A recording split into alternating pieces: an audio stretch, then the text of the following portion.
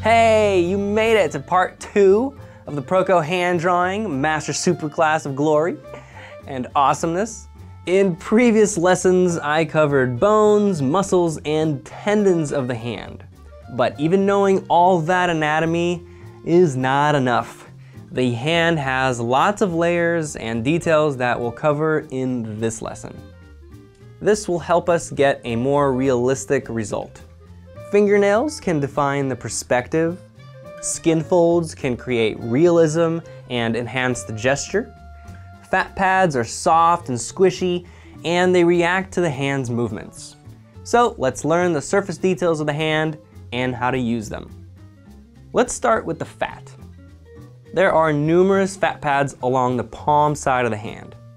These pads are soft, round, and add thickness to the hand. They cushion your bones so they're not grinding into everything you touch. Their malleability helps the hand get a good grip on stuff. Fat covers pretty much the whole palm, but it's not an even distribution. There are 3 key fat pads on the palm. 2 sit on top of the muscle masses and blend out their inner edges. With the addition of this horizontal fat pad at the base of the fingers, we get a donut. A weird square donut with a triangular hole. Donuts. Okay, yeah, bad analogy. Anyway, there's an indent in the center of your palm, which is helpful for gripping stuff and grabbing a soda. If you want to draw more interesting fingers, this part's for you. But first, a hot tip for drawing the overall shape of the fingers. Contrast straight lines and curved lines. Your fingers are cushioned by soft fat pads on the palm side, so draw this side with convex curves and soft forms that pinch when the knuckles flex. The dorsal side is just bone and tendon. Use straight lines, flatter planes, and sharper corners to represent the hard bones. Just by contrasting straights and curves, even a simple cartoon can explain the anatomy of the hand. In a straight finger, the fat pads on the palm side are stretched out and not as curvy. Yet the skin on the knuckles is compressed and has a lot of wrinkles. When the fingers bend, the fat pads on the palm side compressed and get really curvy. Notice how the creases point in the direction of the knuckle. The skin on the knuckles stretches and reveals the bony structures underneath. Now, let's really look at those fat pads. Each finger segment has a unique shape. In general, you don't want to draw the same kind of shape over and over again. It doesn't look organic and interesting like the human body should. It looks artificial and fake. So we want to find the nuanced differences between the finger joints and take advantage of it in our drawings. I'm starting with the gesture of the finger. A subtle S-curve that tapers thinner towards the tip. The proximal segment is the roundest, and you can draw it just like that, with a pot belly. The middle section is the flattest of the 3, so we can draw it a bit straighter. Imagine you've got 3 people you have to fit in the back of a car. The middle guy is gonna get squished, so you want someone skinny who can make room for the others. The fingertip is upswept, and we can draw it like a wedge shape. You might even see an upward angle on the top plane, as if the joint is bending back a bit. The thumb is an exaggerated version of the upward facing wedge shape. Steve Houston shows it as a dog head. Which brings us to the skin creases and folds. Imagine a piece of paper. When you bend it, you can straighten it out later, but there's still a fold marked on that page. The creases on the hand and wrist tell you its history and where it bends. Most joints on your body have corresponding creases. Lines wrapping around each finger joint and even bracelet lines at the wrist. The back of the fingers follow this pattern. The distal joint can be simplified to a single straight line. The middle joint has a spiral pattern. You can usually find 3 main lines to represent it, a mix of straight and round. You'll see really subtle creases on the proximal knuckles, but nothing serious. On the palm side, the distal joint is basically a single straight crease. The middle joint has an oval shape with 2 round creases. Try partially bending your fingers and observe how the skin bunches up. It bunches up the most at this middle joint, so there's a double fold. You see that same oval design in the proximal joint for the middle and ring fingers, but interestingly, the index and pinky only have a single straight line. Anyway, you don't have to memorize this stuff. Now that you know what to look for, you can always use your own fingers to refresh your memory. The thumb might have a little variety. You'll have 1 or 2 creases around the first knuckle and 1 or 2 around the base, called the family ring in palm reading. Perhaps the most famous kind of hand crease, known to predict your future, are the palm folds. This curvy one here is called the lifeline in palm reading. When the thumb opposes the palm, the thumb muscle mass pinches against the palm and we get a crease along its base. These other 2 folds, the heart and head lines, are caused by the fingers flexing to squeeze the palm. That's a major pinching action in the skin and fat. There's more room for the skin down here at the hypothenar eminence and a lot less room up at the index finger. So these 3 creases will radiate outward. One at the border of the knuckle fat pads, another wrapping around the thumb mass, and one between them. You'll see some vertical folds, such as the lines of health and fate, but they'll be more subtle than the first 3. The exact length and curvature of these lines varies. You might be missing one. It doesn't mean that you don't have a fate if you can't find your fate line.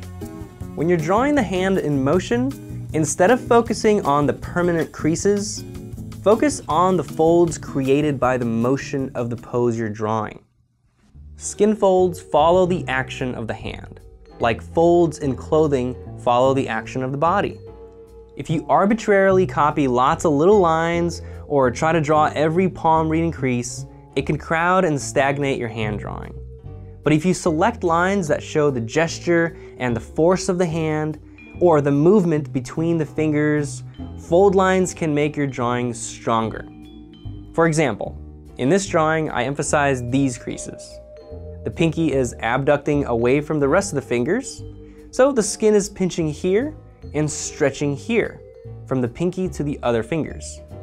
They echo the gesture of the hand, like action lines in a comic book.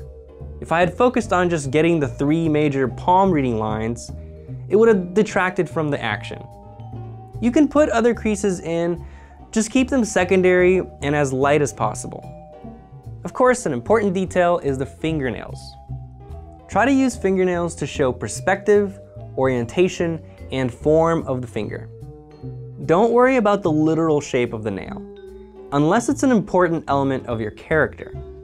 How do fingernails of a lumberjack look compared to a businesswoman, compared to someone who snorts charcoal? The shape and length of the nail are telling, as well as nail polish or dirt. If eyes are the window to the soul, the nails are the other, smaller windows. A common mistake is to draw fingernails flat. They're actually rounded.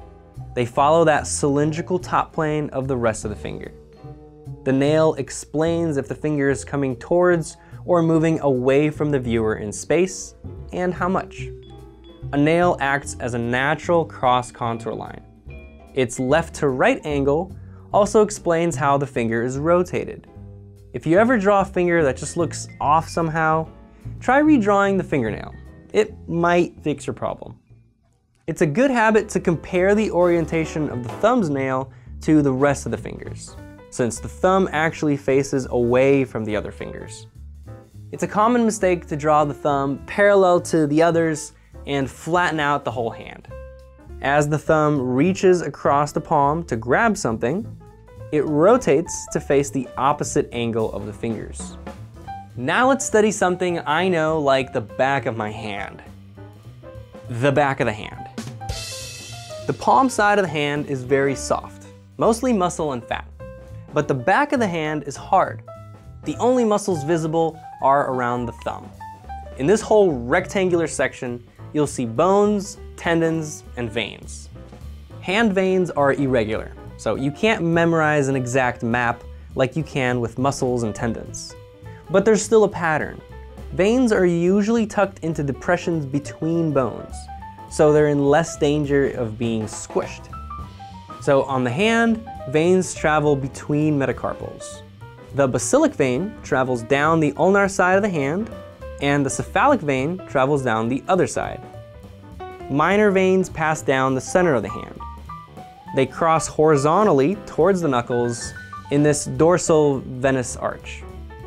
Avoid drawing too many oblique or horizontal veins proximal to the arch, since veins will mostly be traveling vertically along the metacarpals where it's safe. Through the fingers, veins become thinner and narrower. They won't pop out as much as the veins on the metacarpals, but they might a little, and have some color indication.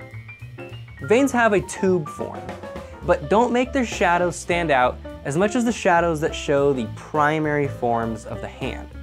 First of all, veins are going to be flat on younger hands, and you can only see them because of the color.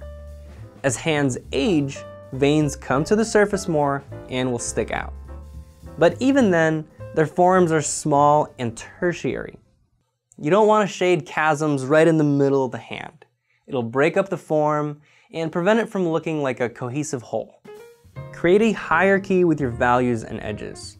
The primary forms should be the most obvious. The blockiness or roundness of the large forms. Then the secondary forms, like the bones and groups of muscles.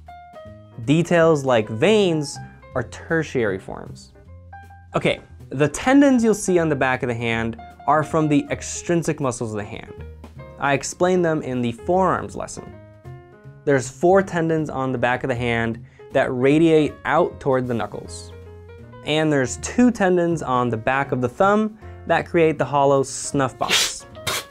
Notice how the tendons are not visible at the wrist. They start a little bit into the metacarpals because they're surrounded by tendinous sheaths for protection. Then a little bit farther back in the wrist is the retinaculum. You won't see any individual tendons on the back of the wrist. To prevent tendons from looking like veins, you can contrast their straightness. Tendons are going to be much straighter in their path from wrist to fingertip.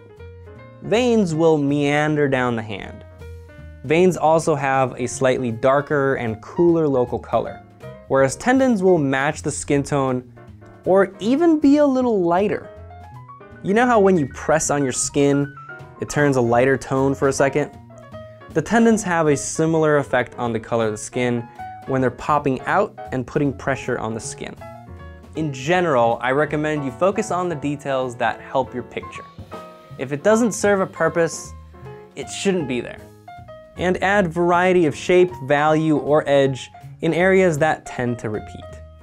Tendons, segments of the fingers, positioning of the fingers, wrinkles, all these things will look static and boring if they repeat too much. Let the gesture of the pose guide your decisions as to how to add variety. Variations in characters. In the premium version of this lesson, I'll show you how to use all of these characteristics to draw young, old, masculine, and feminine hands. Before I leave you, I just want to point out that there's a lot of overlap between these characteristics. Some women have masculine hands. Some men have feminine hands. These are just guidelines to help you design your characters. In the next lesson, we're gonna get really hands-on with some drawing demos. I'll show you a drawing process that will make it easier for you to draw hands from reference and even from imagination. You don't want to miss these new lessons, so go sign up for the Proko newsletter at proko.com/subscribe. But let's not get ahead of ourselves. Your homework for this lesson is to find your assignment from the hand bones lesson. If you didn't do the hand bones assignment, with the bone drawings, you already figured out the positioning, proportions, and skeletal forms. Now you'll draw on top using a piece of tracing paper traditionally, or in a new layer digitally, and turn your drawings into fully fleshed hands. You'll have to add all the muscles you learned in part 1 and all the surface details you learned in this lesson. This exercise will help you connect your understanding of the skeleton with the surface details. You're inventing this stuff from your imagination, but don't be afraid to look at your own hand or photos as inspiration. You have to get feedback on your work if you want to improve quickly. So go to proko.com/groups and check out our Facebook communities. And if you want a little more Proko in your life, subscribe to the Proko newsletter to get new videos as they come, and some free figure model photos.